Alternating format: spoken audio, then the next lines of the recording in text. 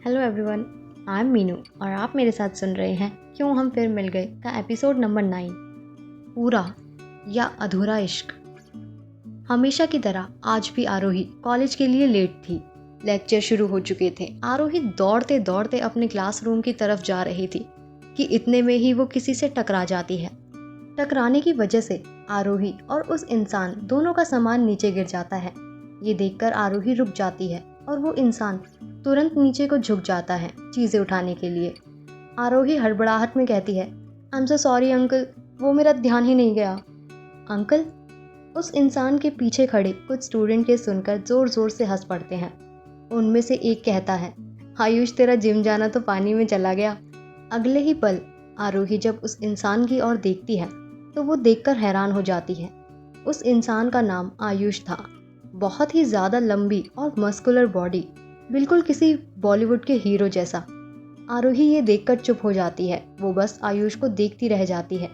अगले ही पल उसका ध्यान टूटता है जब आयुष कहता है, अपनी बुक लीजिए, पकड़िए। मेरे हिसाब से आप मेरी जूनियर हैं और आप लोगों के लेक्चर तो जल्दी शुरू हो जाते हैं, आप लेट हो रही होंगी।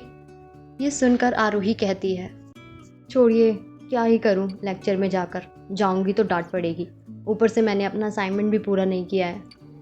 ये सुनकर आयुष के चेहरे पर हंसी आ जाती है और वो कहता है, मैं जान सकता हूँ कि आपने अपना असाइनमेंट क्यों नहीं किया? आपका ज़िंदगी भर कॉलेज में रहने का इरादा है? आप कॉलेज से पास आउट नहीं होना चाहती?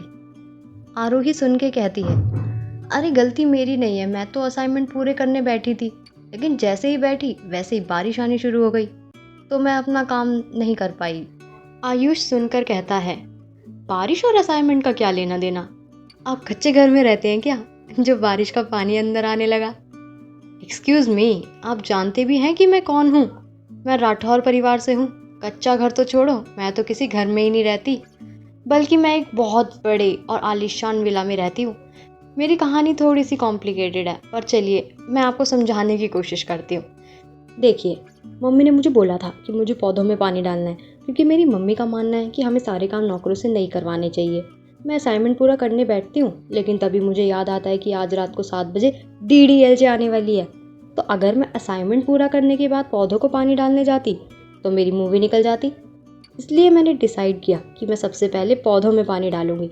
लेकिन जैसे ही मैं बाहर गई तो मैंने देखा कि बारिश हो रही थी। ये बहुत बड़ी समस्या थी, क्योंकि मुझे पौधों में पानी डालना था, लेकिन बाहर तो बारिश हो रही थी। इसलिए मैंने सोचा कि मैं छाता लेकर बाहर जाऊंगी और फिर पौधों को पानी दूंगी। लेकिन अब जैसे मैंने आपको बताया कि मैं एक बहुत बड़ी विला में रहती हूँ, हमारा घर बहुत बड़ा है और मुझे छतरी ही नहीं मिल रही थी। पूरा आधा घंटा लगाकर मैंने छतरी ढूंढी और फिर छतरी खोलकर मैं पौधों में पानी डालने गई। पौधों को पानी डालने में 15 मिनट लगे, क्योंकि मैंने आपको बताया ना कि मैं एक विला में रहती हूँ, मेरा घर बहुत बड़ा है, इस वजह से पेड़ पौधे भी बहुत है। 15 मिनट पानी डालने में गए। जब मैं अंदर आई तो मैंने देखा कि मूवी शुरू हो गई थी। तो उसके बाद तो चांस ही नहीं था कि मैं अपना असाइनमेंट पूरा कर पाती। और मूवी शुरू होने के बाद मैं उस जगह से हिल जाऊं, ऐसा हो नहीं सकता, क्योंकि मुझे अधूरी कहानियां पसंद नहीं। कहानी जब तक पूरी ना हो जाए मुझे मज़ा नहीं आता। आरोही की लंबी चौड़ी ट्रैजिक स्टोरी सुनने के बाद आयुष चौंक गया। शायद अभी अभी उसने अपनी खुली आंखों से लाइव अपने सामने एक कार्टून देखा था। पीछे खड़े आयुष के दोस्तों को ये लड़की एक घनचक्कर लगी और कॉलेज की पूरी जिंदगी में उन्होंने इस लड़की का सिर्फ और सिर्फ मजाक बनाया, लेकिन आयुष के पीठ पीछे, क्योंकि जब भी इस लड़की के बारे में कोई भी गलत कहता आयुष उसे पीट डालता। पहले आयुष को ये लड़की क्यूट लगी और उसके बाद ये क्यूटनेस प्यार में जब बदलने लगी, जब इन दोनों के भाई बहन का एक साथ रिश्ता पक्का हुआ, यानी कि अरहान और आलिया का। ये कहानी थी 6 साल पहले की।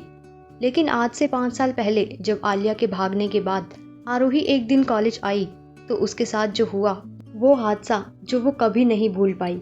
हर कोई उसे एक अजीब नज़र से देख रहा था।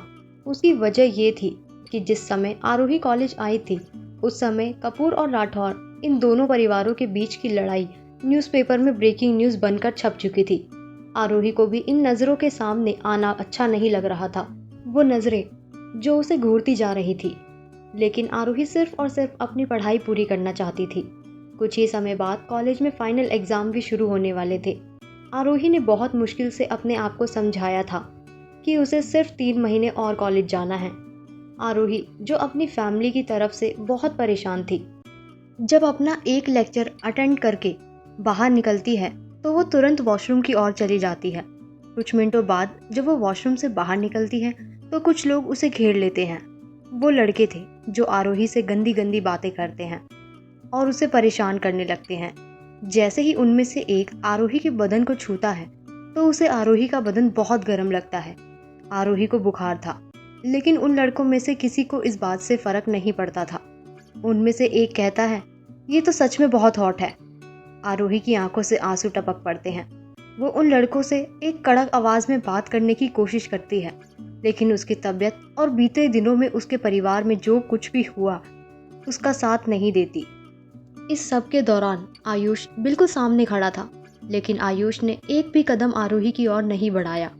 ये वही आयुष था जो आरोही के खिलाफ किसी के भी मुंह से कुछ गलत नहीं सुन सकता था, लेकिन आज वो आरोही के साथ इतना गलत होते हुए भी चुपचाप उन्हें देख रहा था।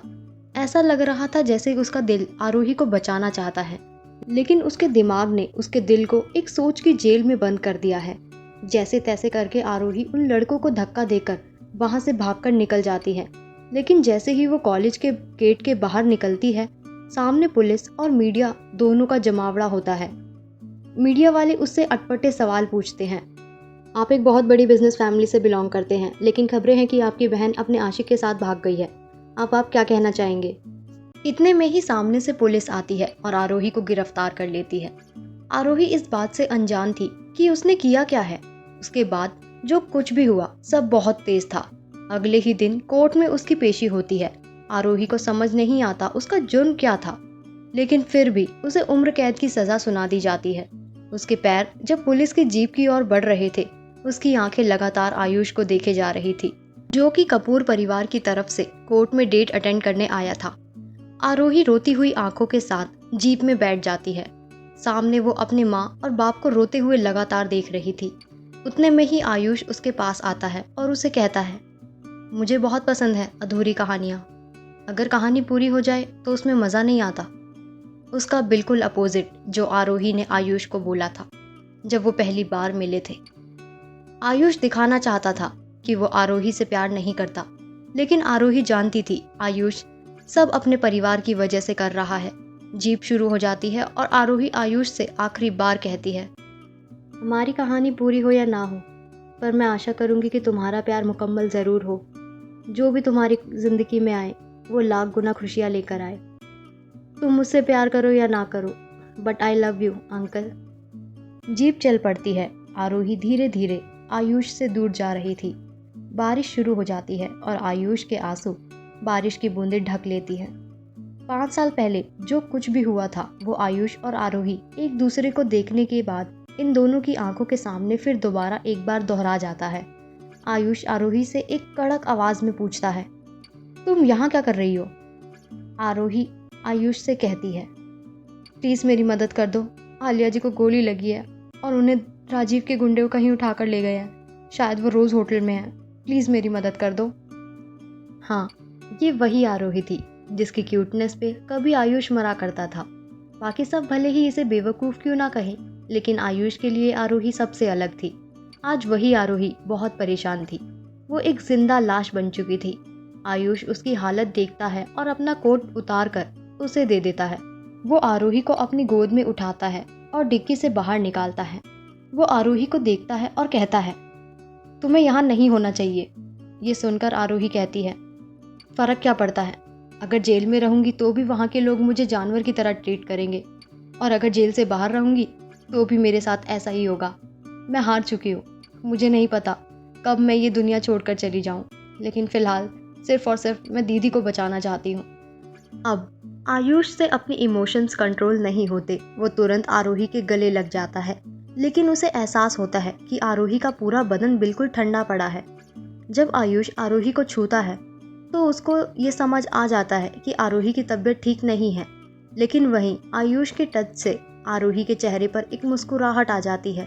उसकी आंखों से आंसू टपक रहे थे क्योंकि वो दर्द में थी, लेकिन उसे इस बात की खुशी थी कि आज आयुष उसके पास था। उतने में ही आयुष का फ़ोन बजता है।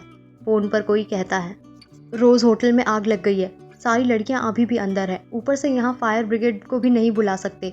यह सारा काम इनलीगल है। अगर फायर ब्रिगेड वालों ने आगे पुलिस में रिपोर्ट कर दी तो बहुत बड़ी दिक्कत हो जाएगी। छोटी मोटी खबर दब सकती है, लेकिन यहाँ तो पूरी 20 लड़कियां हैं। आग ने आलिया का कभी पीछा नहीं छोड़ा। क्या इस बार भी आलिया इन आग की लपटों में झुलस जाएगी? क्या आलिया सच में होटल में होगी भी या नहीं? अगर नहीं तो कहाँ है आलिया? कहाँ और कैसी है आलिया? ये जानने के लिए सुनिए कहानी के आने वाले एपिसोड्स। Thank you.